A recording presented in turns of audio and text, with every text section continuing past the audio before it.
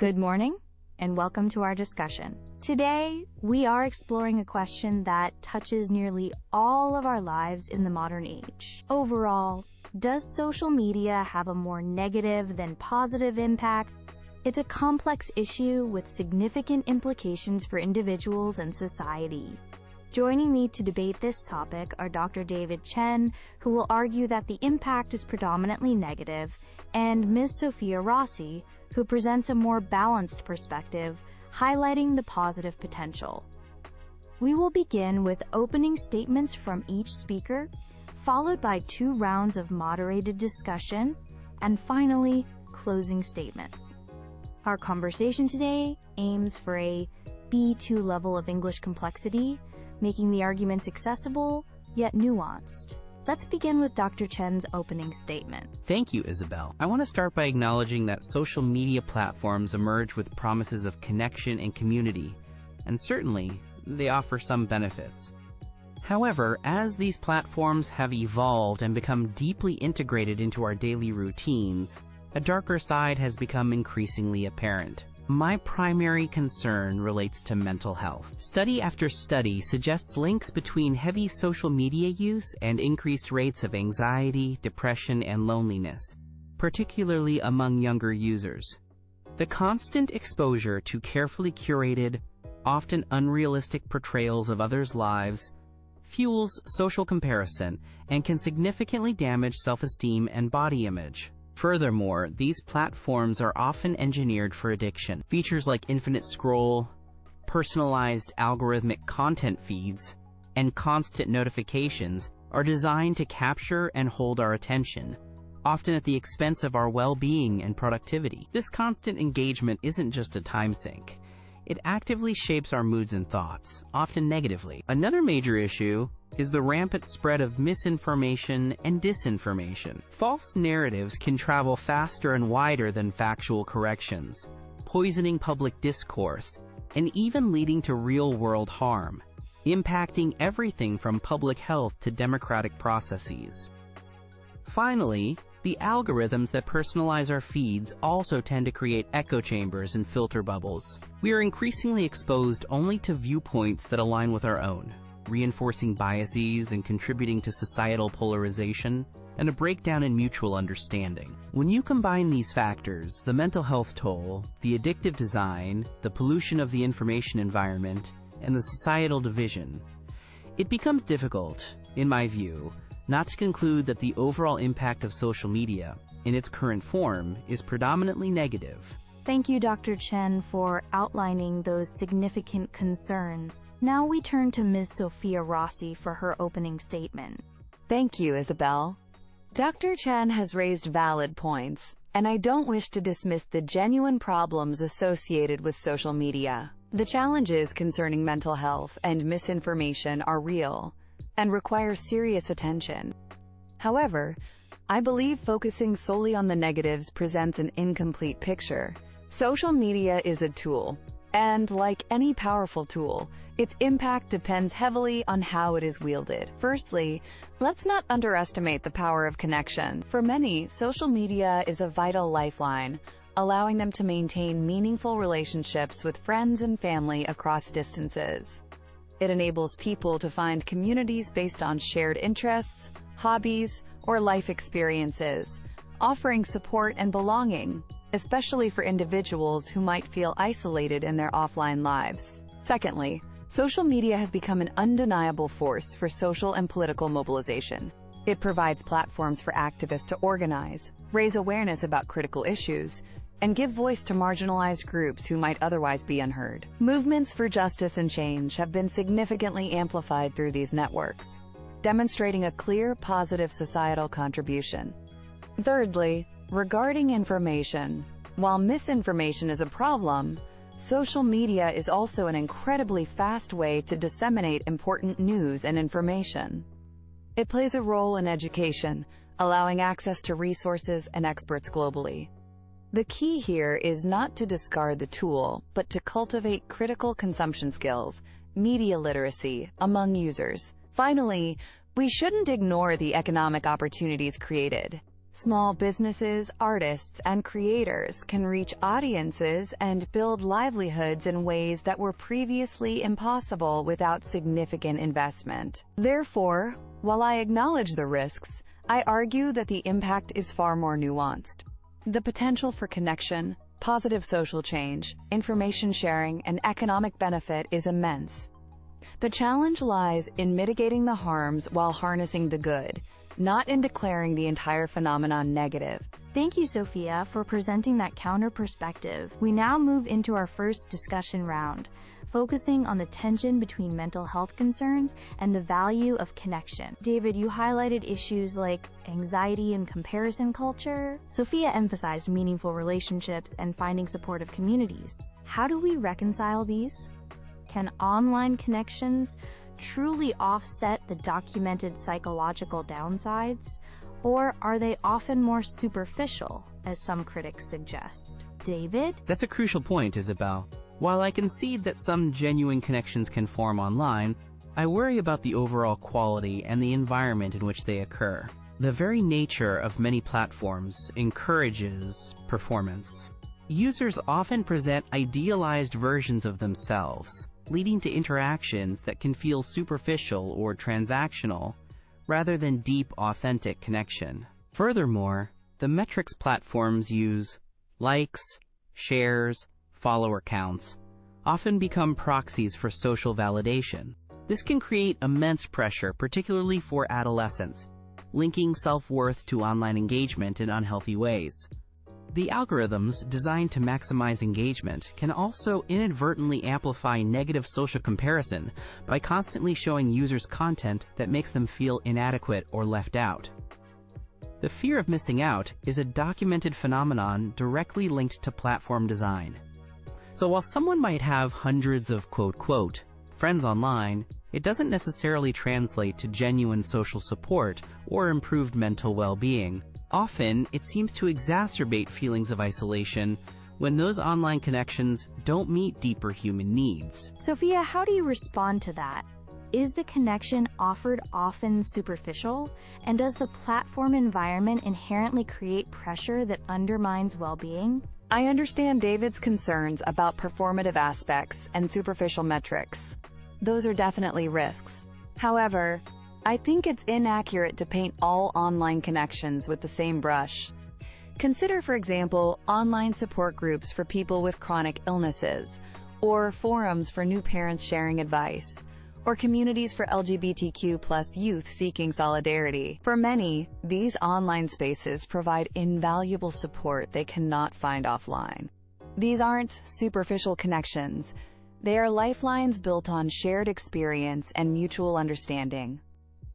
The anonymity or distance can sometimes even facilitate more open and honest communication than face-to-face interactions might allow. The issue isn't the technology itself, but how we engage with it. We need to promote healthier usage patterns. This involves users actively curating their feeds, setting time limits, being mindful of the content they consume and create, and prioritizing real-world interactions as well. It's about user agency and digital literacy. Blaming the tool entirely overlooks our own role and the potential for positive, mindful engagement. We can choose to use social media to foster genuine connection, rather than chase superficial validation. While user agency is important, Sophia, I believe you underestimate the power of the platform design.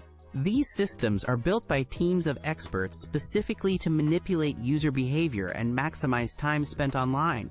Expecting individuals, especially young people, to consistently resist these powerful psychological nudges through, quote, digital literacy alone seems overly optimistic. The playing field isn't level between the user and the platform. I agree the design plays a huge role, David, which is why I also advocate for platform accountability and potentially regulation. But that doesn't negate the positive experiences millions have. We must acknowledge both. The potential for harm driven by design and profit motives, and the potential for genuine good driven by human needs for connection and community. Fixing the problems requires acknowledging their depth and systemic nature, Sophia. Right now, the negative consequences are widespread and severe, and the fixes are lagging far behind. An important point about platform design versus user responsibility. Let's shift focus slightly for our second discussion round.